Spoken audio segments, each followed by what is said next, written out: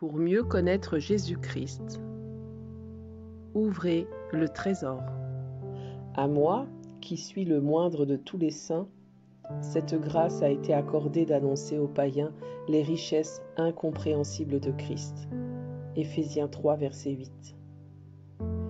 La parole de Dieu est riche en vérités que nous pouvons approfondir pendant toute notre vie pour nous apercevoir que nous avons seulement commencé à les admirer. Elle renferme des trésors insondables pour nous. Il nous faudra toute l'éternité pour comprendre les richesses de la gloire de Dieu et de Jésus-Christ.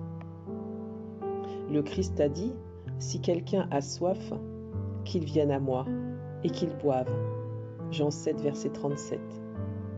Avez-vous épuisé la source? Nullement, car elle est intarissable. Dès que vous en éprouvez le besoin, vous pouvez boire à longs traits.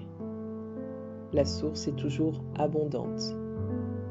Et quand vous avez bu à cette dernière, vous ne cherchez pas à apaiser votre soif aux citernes crevassées du monde. Vous ne vous efforcez pas à trouver plus de plaisir, plus d'amusement, plus de gaieté, plus de fantaisie. Non, parce que vous vous êtes désaltéré au fleuve qui réjouit la cité de Dieu. Alors votre joie est parfaite, car le Christ est en vous.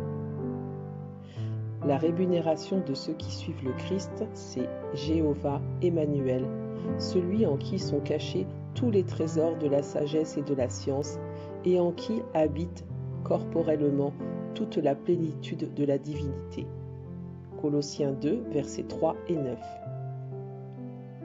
Ils apprendront à l'aimer, à le connaître, à le rechercher à mesure que leur cœur s'ouvrira pour recevoir ses attributs, à ressentir son amour et sa puissance, posséder les insondables richesses du Seigneur, comprendre de mieux en mieux quelle est la largeur, la longueur, la profondeur et la hauteur, et connaître l'amour de Christ, qui surpasse toute connaissance, en sorte qu'il soit rempli jusqu'à la plénitude de Dieu.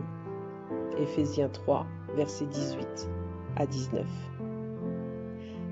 Tel est l'héritage des serviteurs de l'Éternel. Tel est le salut qui leur viendra de moi, dit l'Éternel. Ésaïe 54, verset 17.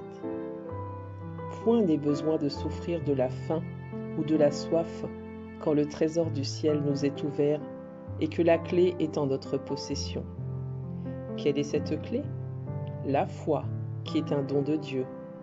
Ouvrez donc le trésor et puisez dans ses richesses abondantes.